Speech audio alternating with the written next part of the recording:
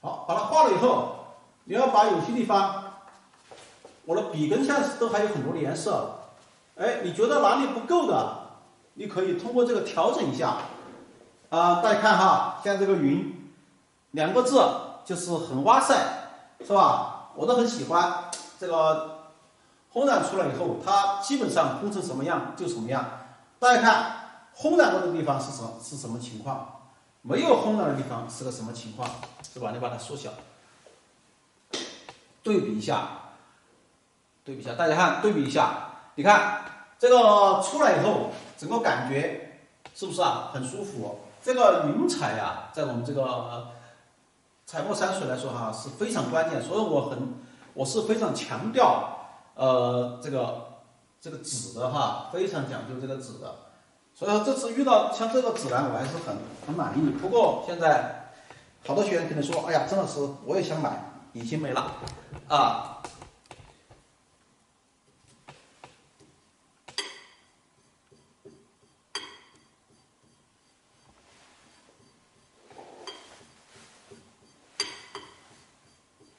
现在只有几刀都是留给我们现在目前还困在上海的一些学员的，我们当时由4尺改成这个6尺的啊。好，你看哈，我们现在把这一块画了以后，大家都已经能感受到这一块它的云很大啊，怎么样把它画得很漂亮？我觉得已经可以有这个信心了，肯定可以把它画得很漂亮了。是吧？啊，我们就在想，哎，这一块它这个云是这样子的，那这一块就要把它怎么样呢？舒展过去，像云海一样的把它舒展过去，舒展过去。没有单独调色，只是用刚刚的颜色，那刚刚的颜色已经够了，用刚刚的颜色。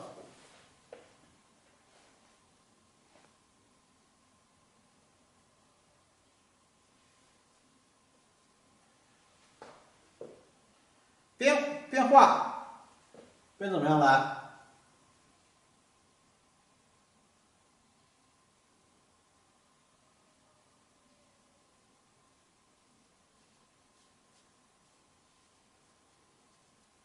哎，边把云的感觉把它边画出来。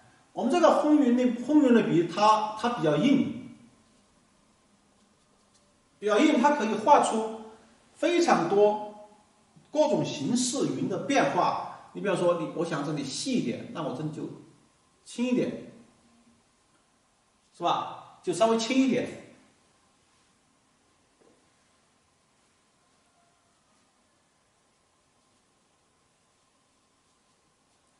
我们在烘云的时候，这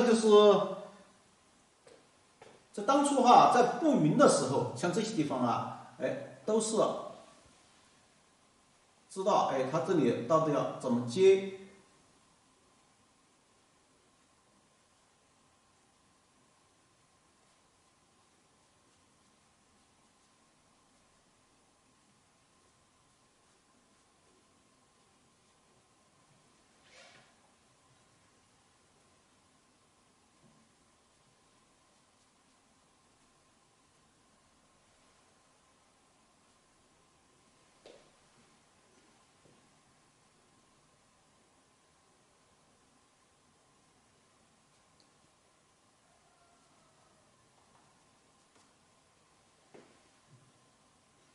你看，平常我们有时候在山里面，哎，像平流层一样的，它就是一层云，它就把山给断掉，啊，非常的漂亮，啊，非常的漂亮。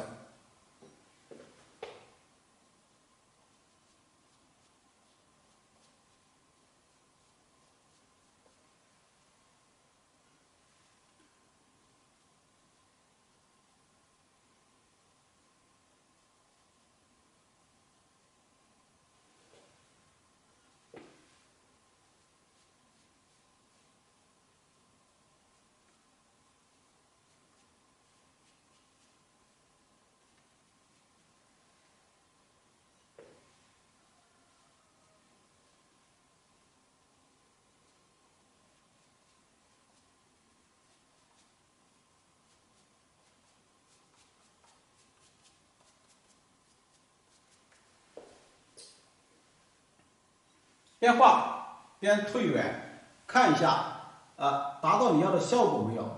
哪里还不舒服？这个都可以随时调整的，都可以随时调整。这边云的形状跟刚刚画那边呢还不太一样，我就说了，它都要有变化，有些该过渡的就过渡，长短都有变化，你不要看我，你看我这里画的很长，你不要这根又画的跟它一样长，这根又跟它一样长，这也不好看了。这个就跟画树一样的，一根长的，一根短的，又一根稍微长的，它都要有变化。像这样子画的云，就感觉这个云在逐步的往这个山上还在飘。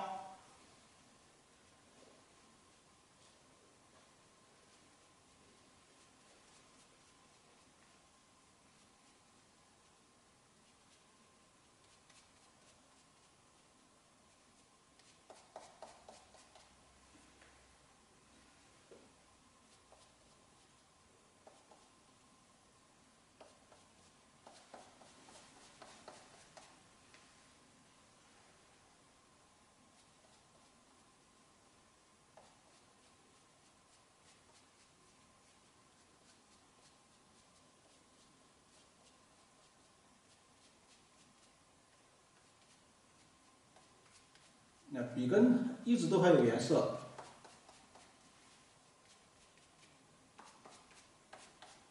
这里就要我们就说了哈，一般来说呢，就是要靠烘匀，把这个上下它起了一个承上启下的作用。一会儿我们这里就还会把它烘上去。但现在利用这个笔中的颜色快结束的情况，我们把它顶上。这个时候就不需要太深的颜色，这个顶上你看，就是要快画完的时候，用这个颜色来，效果最好。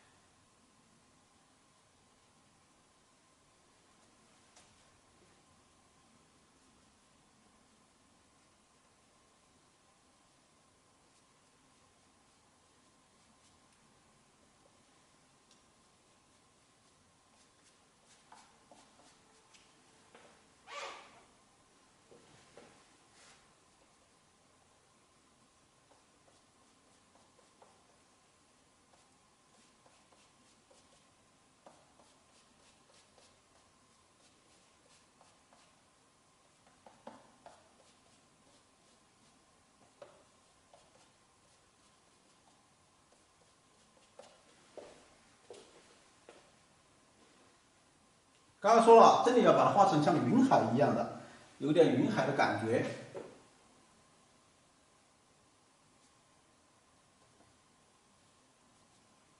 像你看，隐隐约约这一笔就可以把它画出来，这就是我们这种烘匀的方法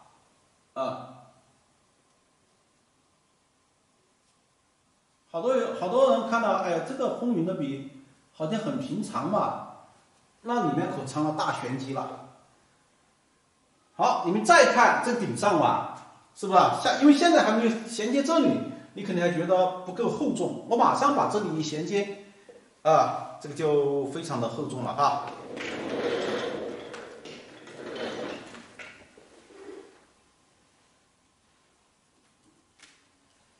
颜色还是这个颜色，已经用的差不多了。我们用的在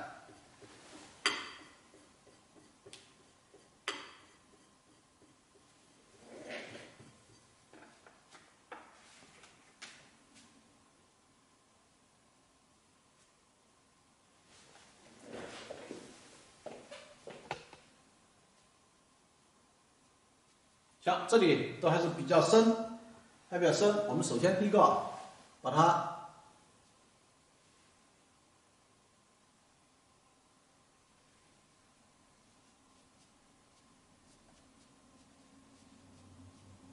逐步把它过渡过来。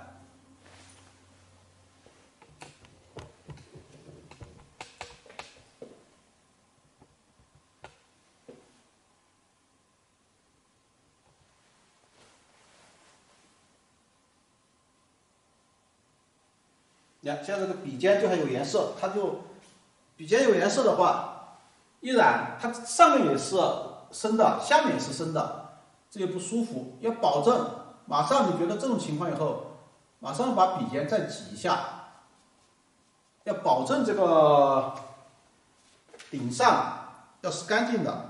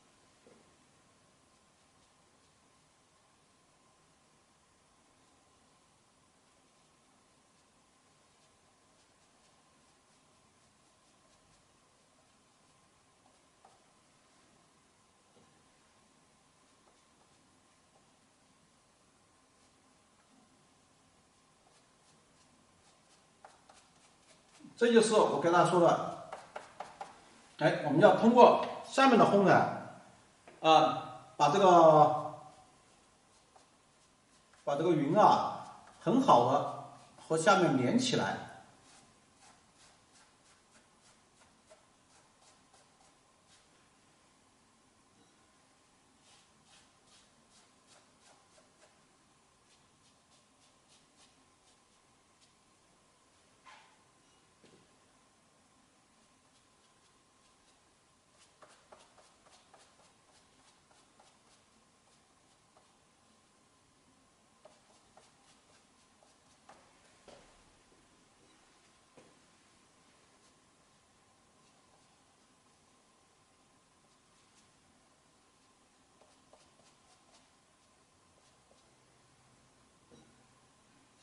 把这一块烘染好了以后，有些地方还需要调整一下。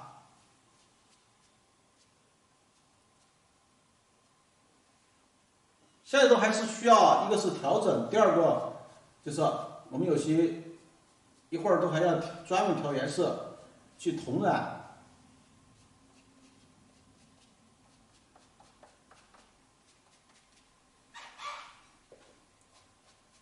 现在先把这个云的厚度画出来。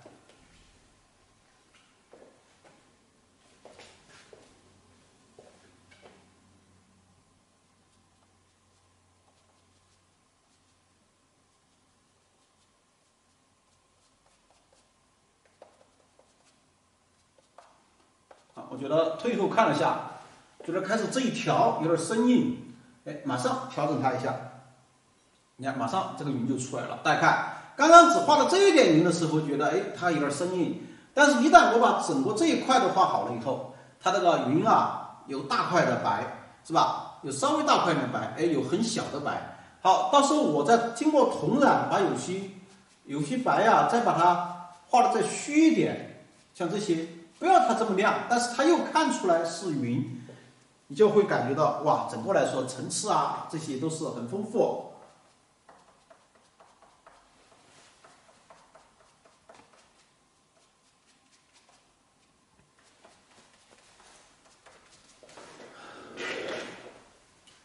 我们已经把云的大的云的感觉你看已经画好了。一旦画好这个以后，你会觉得这一块开始还觉得不是这么是吧？不是这么就说是厚重的，但是有了这一块云以后，是不是觉得它一下子这里就很厚重了？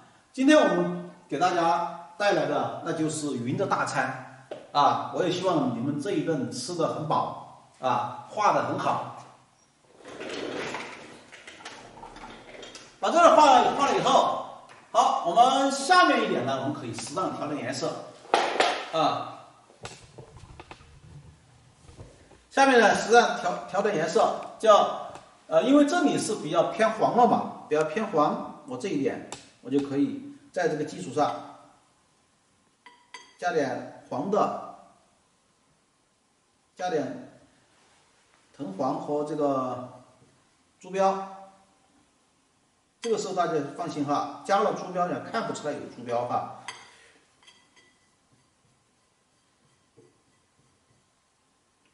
可以适当加点白色，来让它更柔和一点。你看加好了以后，一点都看不出来有朱标色，但是呢，它会有一点反应的。你们看，我们刚刚只是1笔水，现在还多得很，然后这么多笔了，用了大概4笔了吧，都还这么多水。好，把它刮干，刮干以后，把纸拿来把它挤干。蘸水，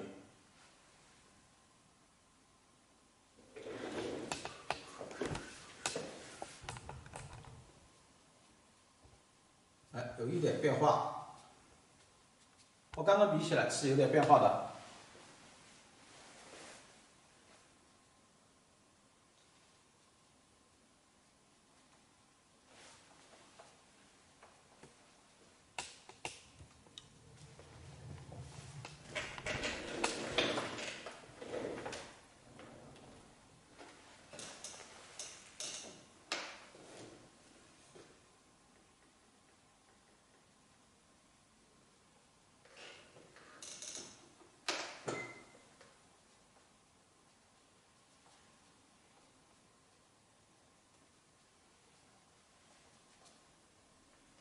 有些地方，云出的大块一点，有些像这些像出的小块一点，这样子它有变化。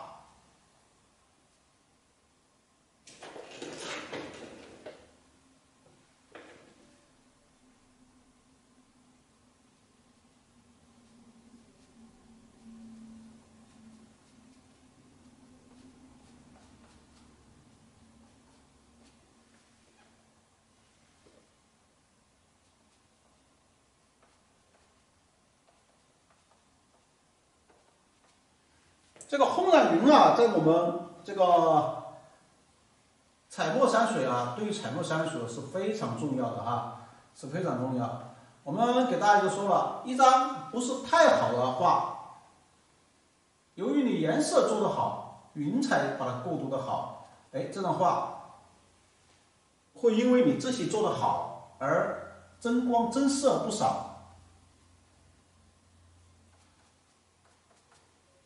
相反，有时候一张非常好的这个，比方说我画的一张这个墨稿，找一个不会烘染的云，不会烘云的一个人去画，我告诉大家，保证你们倒是不会说哇塞。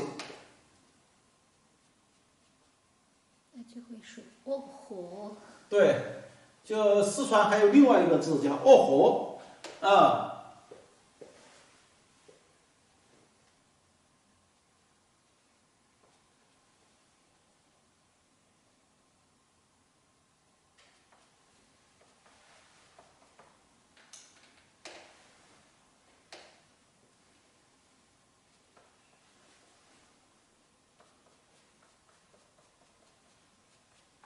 我们通过它把这个云再接上去，这样子，这个时候你管都不要去管这些树染色没染色哈，它这个到时候一染过去以后，统一的就把它们色给染了。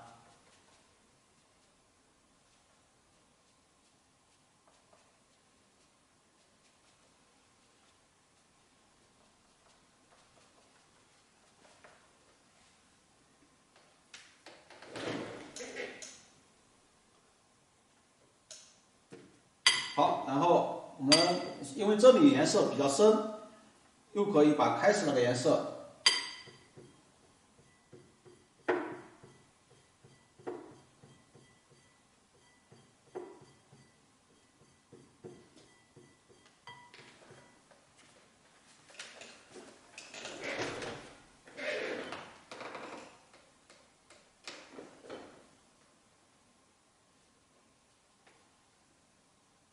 芭比扣了，这个是我们现在我经常在抖音上看见，这芭比扣了，这个挺好的。所以说我这里为什么这一次我们6次整张的画，我是故意安排了一张云非常多的这个画给大家画给大家看。就是希望大家能够多看。我一直给大家说的，我们画画呀，这个首先就要多看，只有你眼见了，你才会知道是怎么回事，是吧？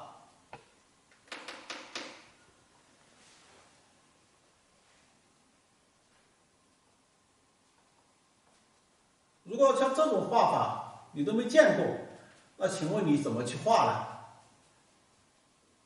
像我看在21岁这一年，就是当时之前从13岁到21岁这8年，都是在跟我的启蒙老师学习。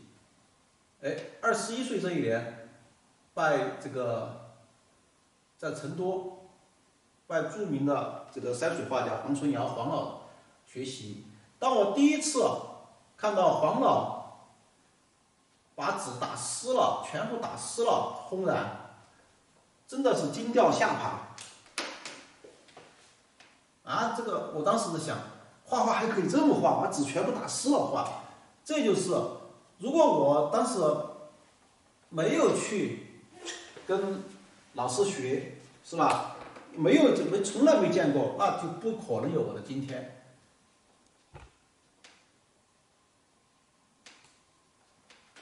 但是并不等于说是，我的启蒙老师就不重要，是吧？启蒙老师也是非常重要。所以说，不管我的黄老有多么出名，多么厉害，因为我给大家说过嘛，我们这一派传承下来呀，黄老的老师是徐悲鸿，那个傅抱石，还有就是谢之柳、黄君璧，你看哪一个拿出来都吓死人。所以说你们传承下来，其实也是这么一传承下来，也是跟这些大师都有关系了。我现在所有的画册都是把我的老师启蒙老师放在第一位的，因为我知道没有启蒙老师就没有我的今天，因为没有启蒙老师就不可能跟着后面的黄老学习。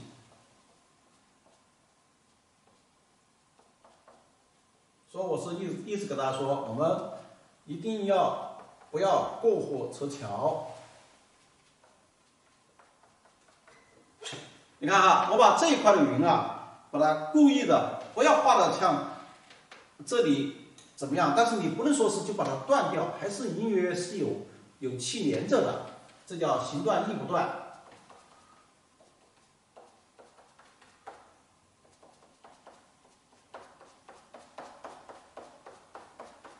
大家听到纸笔跟纸接触的声音了吗？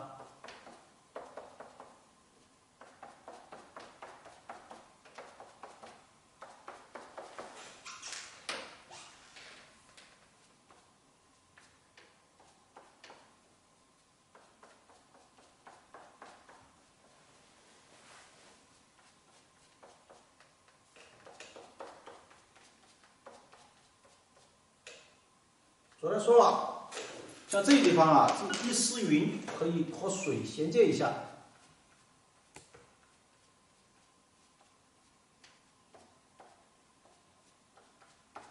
基本上没什么颜色了。既然没什么颜色，我们又直接再加色。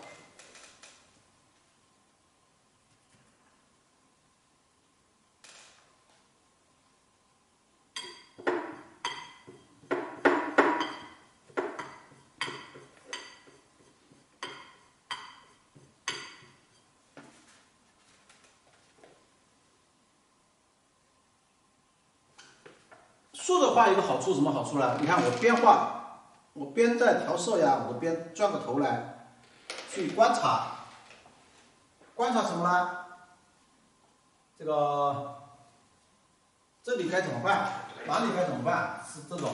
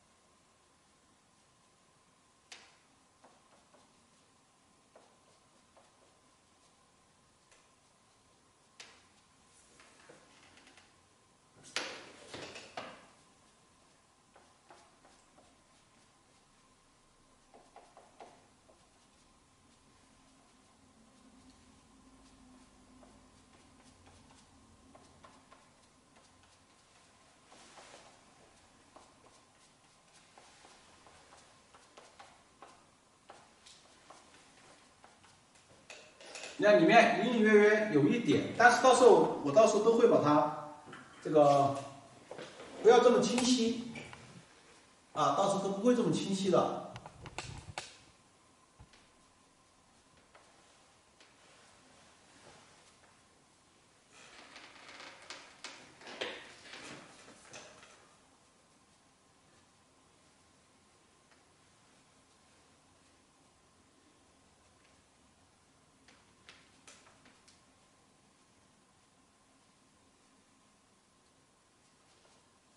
昨天我们在画水的时候就说嘛，哎，这里面啊，有些地方是水，哎，有些地方是云。